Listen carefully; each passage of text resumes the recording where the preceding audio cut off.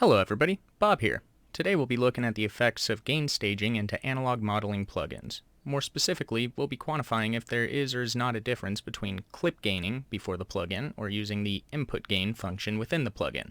I will not be discussing qualitative differences, as any individual engineer will have their own opinions on what might sound better. For anyone who wants to skip to the action, the full list of plugins being tested and timestamps are below in the description. Before we begin, I'd like to discuss methodology and naming conventions. To make the audio file, I first initiated an instance of FabFilters1 synth, drew in some MIDI, and bounced it down to this audio file titled Test Wave Bounced. I then used that as the input for each plugin chain. I made 3 copies for each plugin chain and set the input gain of the plugins to 0 for the nominal channel, plus 10 dB for the plus 10 dB channel, and minus 10 dB for the minus 10 dB channel. In front of each plugin, except for on the nominal tracks, I inserted PreSonus's Mix Tool plugin, which I'm using in lieu of clip gain, and set them opposite to the input gain of the plugin. I then rendered the audio file through the plugin chains, and will attempt to nullify the resulting audio files. As for naming, the plus or minus 10 dB on the track names refers to the settings of Mix Tool and not the input gain setting of the plugin being tested. With that introduction out of the way, let's get started. So first, here is the raw audio.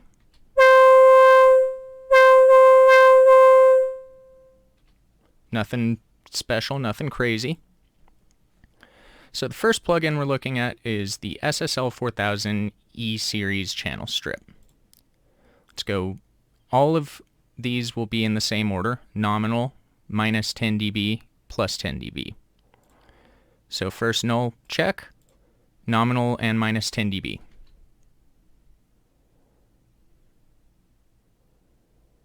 Essentially total nullification. Let's go nominal and plus 10 dB. Again, total nullification. And let's check plus and minus 10 dB together.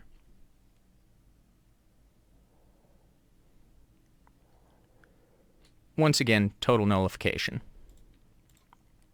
Moving on to the Purple Audio MC77, which is an emulation of a modification of UA's 1176 LN. So first up, nominal and minus 10 dB.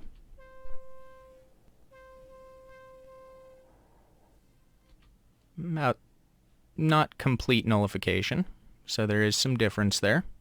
Let's do nominal and plus 10 dB. Same story, and then plus and minus 10 dB. A little bit more nullification there. Next up is Brainworks Masterdesk plugin. So nominal and minus 10 dB.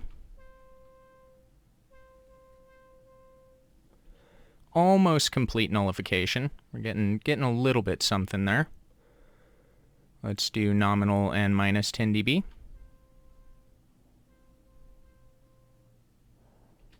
Same story, and then plus and minus 10 dB together.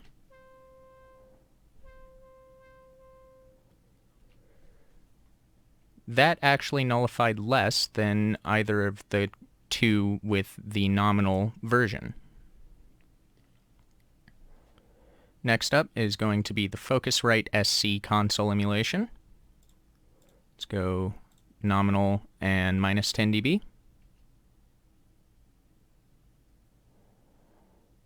Complete nullification. Nominal and plus 10 dB.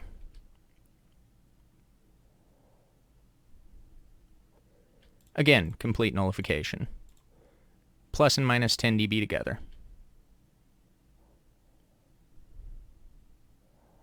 Once again, total nullification. Next up is the Lindell 354E, which is a multi-band compressor. We've got nominal and minus 10 dB here.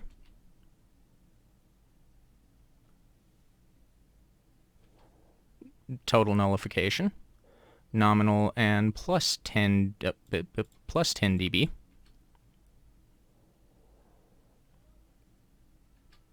Total nullification again, and then nominal or plus and minus 10 dB. Again, total nullification. Moving right along, we've got the Maag MAGNUM-K, which is another sort of channel strip. Nominal and minus 10 dB.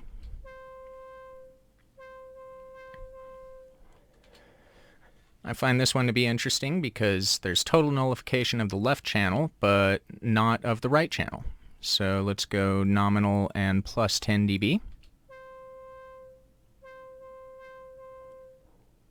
Exact same story. And plus and minus 10 dB together. Now those two nulled out better together than either did with the nominal.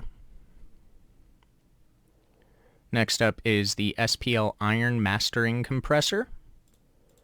Nominal and minus 10 dB here.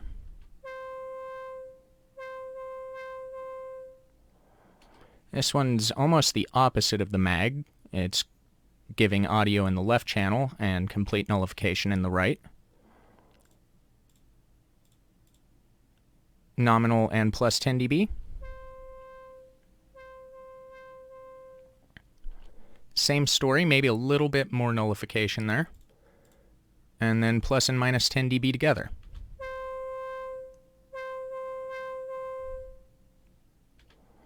That is less nullification than either with the nominal. Next on the list is the Vertigo VSM-3, which is a distortion saturation unit. Nominal and minus 10 dB here.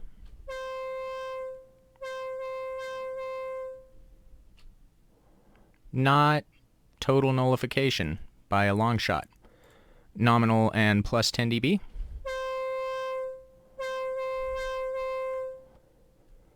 That one seems to have even less nullification, and then plus and minus 10 dB together.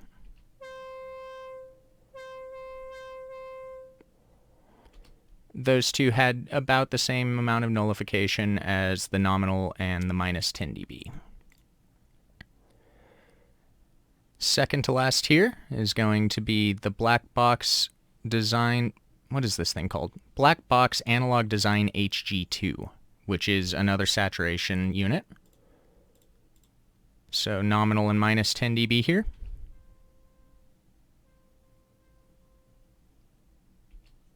Incomplete nullification. Nominal and plus 10 dB.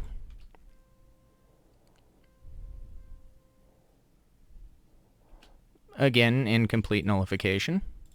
Plus and minus 10 dB together.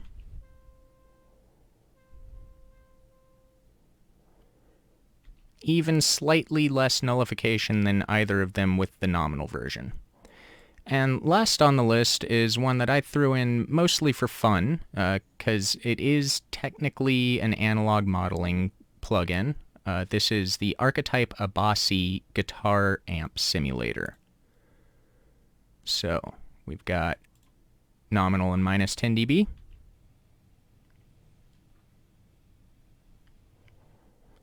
Would you listen to that amp hiss? But that's the only thing that came through. Nominal and plus 10 dB.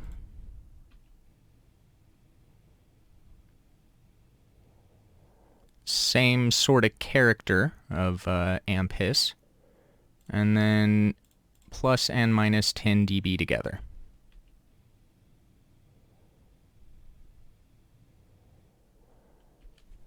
Complete nullification of the actual audio signal, and all that we're getting through the plugin is amp noise.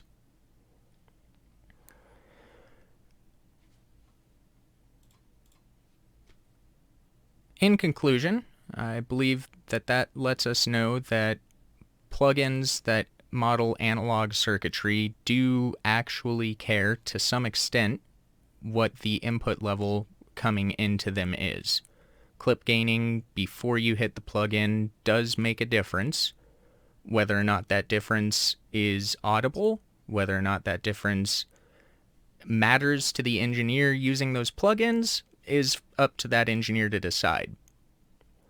But there is, in fact, a difference in most plugins, with the exception of these two console emulations that I've got, the SSL 4000E series and the Focusrite SC, and also with the exception of the Archetype Abasi plugin. Thank you for watching. If you liked the video, hit the subscribe button, slap the like button, and I'll see you later.